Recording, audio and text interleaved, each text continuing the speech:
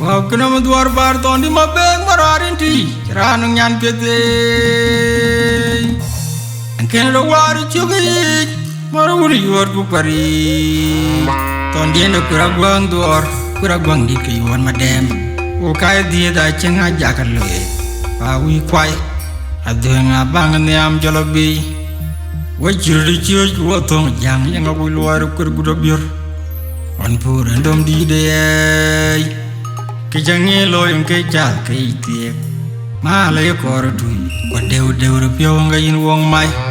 bucin kedegiju, ngacing dawong ngokodong. Waiye,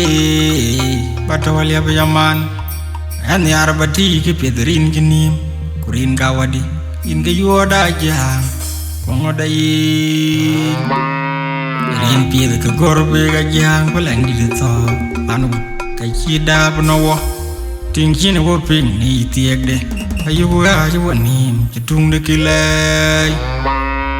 long dau fan deng ren ku bir yuat kon bin ajang wo chere ring nyau chok cheng wo pan yuat geriel undagalamen waya daran macha ye ke pelo ge ipi kenong tariek bi man yo ku kwandu ye